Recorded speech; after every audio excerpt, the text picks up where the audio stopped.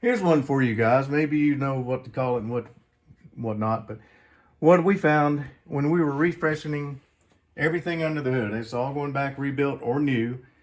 And on the cooling side, we bought a high flow water neck, and it definitely has a larger cavity and it will flow more. Bought a high flow water pump, and this is the water pump here. But when we were putting the air conditioner compressor, all new lines, all new compressor, new evaporator coil, and we have also a metal CSF radiator, triple pass. We ran into this, and this is the part that your fan bolts to. It's the clutch fan bolts here. So this bearing set, I don't know if you can hear it.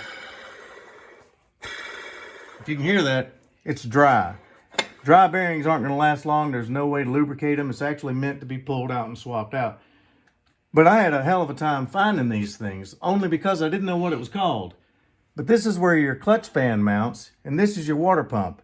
For some reason, this is called a water pump bearing.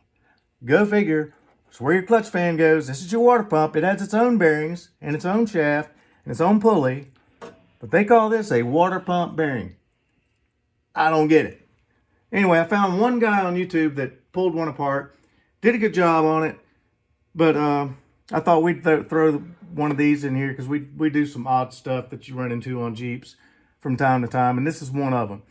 These things might last 200,000 miles. They might last 300,000 miles. Or they might not. So, but anyway, when you have a dry one, best thing to do is go ahead and replace it.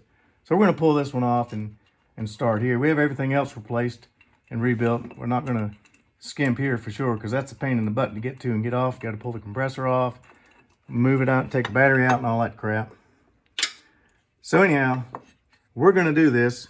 Now we did beforehand sandblasted it, well cleaned it up, sandblasted it and sprayed it with a high heat engine enamel.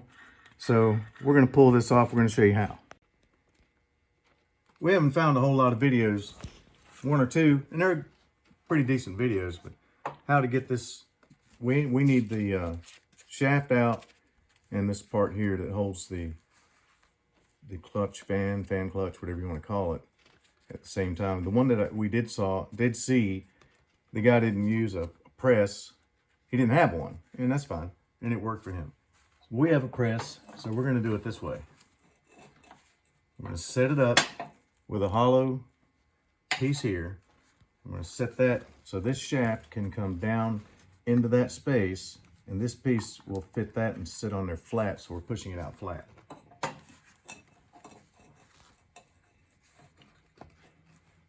Relatively. There we go. That's what I wanted. We'll run it down.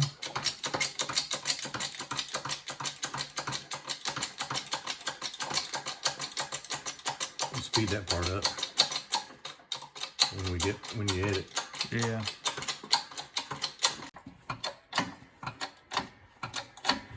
And we put a socket in there that's smaller than the shaft. Bottoming out. Okay. This bottomed out. Got to get a deeper one. Okay. Yeah, we've got a deep little socket to put under it instead of that other piece that I had. This thing has a lot of force. It takes a lot of force to get it off. There it goes.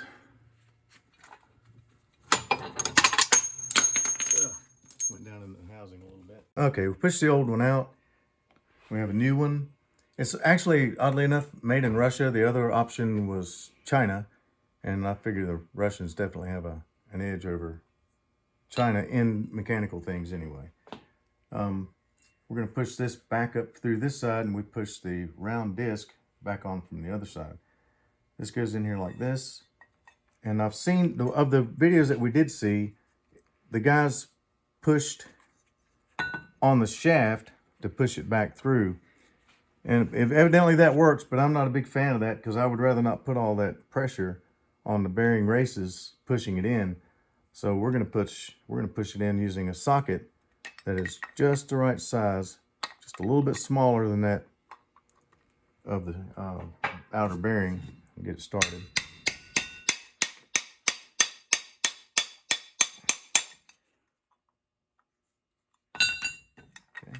started square. I have a piece with a hole in the center here, which is deep enough to account for the shaft sticking out.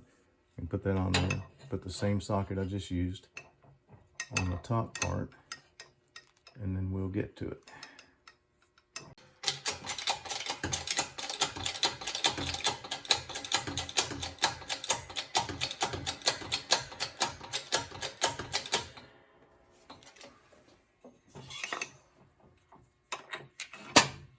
There it is. Well, we cleaned this up a little bit and sprayed some rust preventive on it, and now we're going to push this part back onto this new shaft.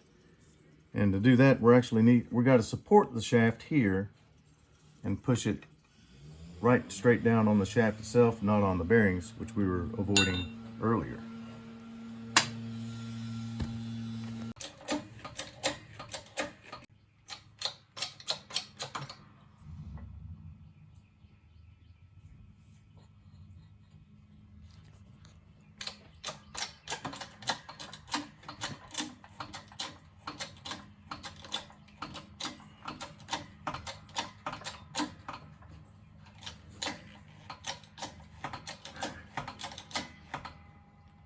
Stop right there, it looks about right.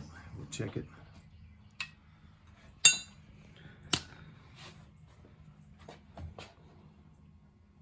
Yep.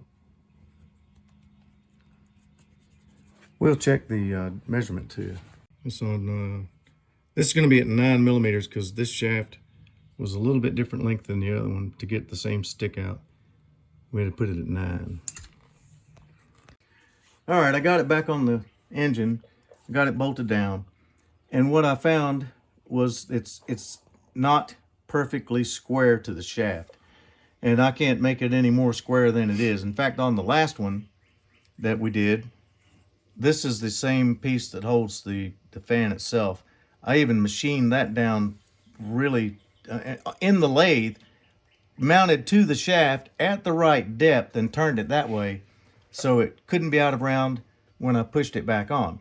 But the problem is, somewhere in there, when I had it in the lathe, it's not in the housing. So obviously you have to push it back in the housing, and then you push this back on it. For some reason, this doesn't stay square to the shaft, and it's really odd because I have 15 millimeters worth of depth, and it's a 12 millimeter shaft. No, it's not. What is that? That's a 15 millimeter shaft. Okay, that makes it normal. It's a 15 millimeter shaft. You have 15 millimeters worth of depth here, which is a general statement you can make on a nut or any bolt. But anyway, when you push it back on, it wobbles a little bit, and it's a hard press. Maybe it's getting distorted from stretching from it being such a hard press. And then the pulley here that runs the fan itself, the clutch fan, gets a wobble in it. So to counteract that wobble, since I can't straighten it up, and doing it in the lathe didn't seem to help. On the last one, I actually did that one twice, didn't I? Yeah, I did both. I did it twice in the lathe because I thought I'd screwed up the first time. And I don't know how I could have done that, and I didn't. But this thing here is perfectly true, but it wasn't true when I pushed it on and tried it again. So what I ended up having to do is find the low spot, and then identify the high spot. And on the spot where the pulley was closest to the block, that's the one I took a very thick O-ring and put it on that post. And I believe it was that one there.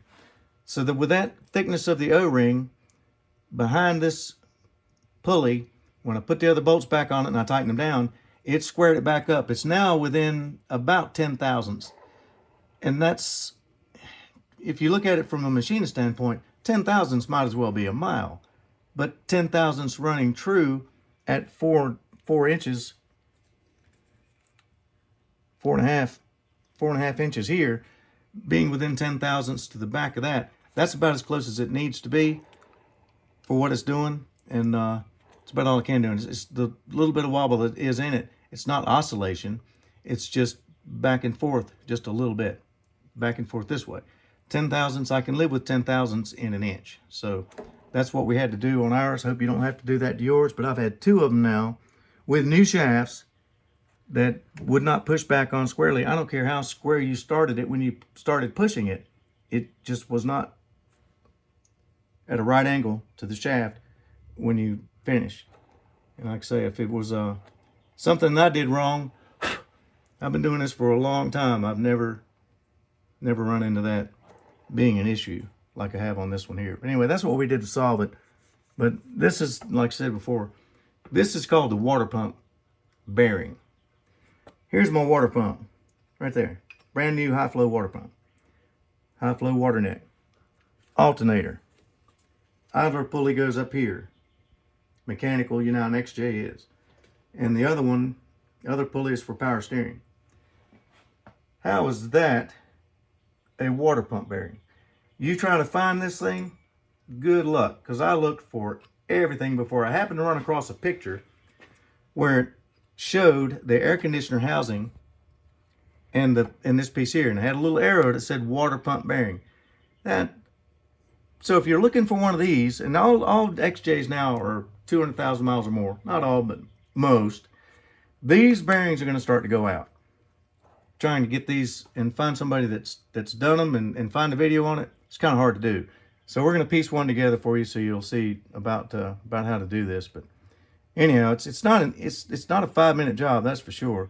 And you definitely need to check your pulley run out when you get it pushed back on the shaft. And that's about it. But we cleaned this one up and sandblasted it and painted it like we do about everything we do when we take it off. And well, that's where we ended up.